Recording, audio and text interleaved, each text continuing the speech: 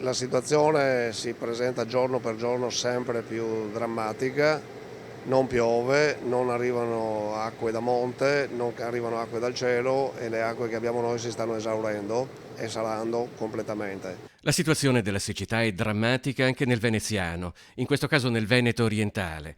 Se la risalita del cuneo salino, vale a dire dell'acqua salata del mare lungo i letti dei fiumi sul Po sfiora oramai i 40 chilometri, per la prima volta si è verificata anche su Livenza, mettendo a rischio persino l'erogazione dell'acqua dai rubinetti di Caorle, Raclea e Torre di Mosto. Abbiamo velocemente sostituito la fonte di approvvigionamento dell'acquedotto che era il Livenza, che come sappiamo si è salato per la risalita del cuneo salino, con un'altra fonte di approvvigionamento che è il Brian. Ora la stiamo stabilizzando, credo che insomma già in giornata avremo anche un'altra linea di riserva in caso dovessero saltare queste costruite in maniera velocissima. Risolto questo problema, la crisi è tutt'altro che scongiurata. A pagare i razionamenti sarà l'agricoltura.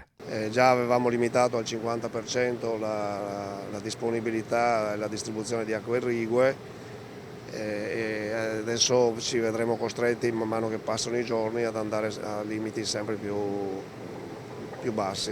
Dal Consorzio di Bonifica Veneto Orientale si punta il dito sulla sospensione unilaterale delle restituzioni in Livenza di acque provenienti dal sistema idroelettrico afferente al lago di Santa Croce, 13,3 metri cubi al secondo, che dal sistema del Fadalto dovrebbero essere restituiti in Livenza, Valle di Sacile. La collaborazione risolve i problemi, la non collaborazione li crea e si potrebbero risolvere che qualcuno prende delle posizioni molto egoiste e non vuole sentire ragioni di una collaborazione peraltro dovuta per legge.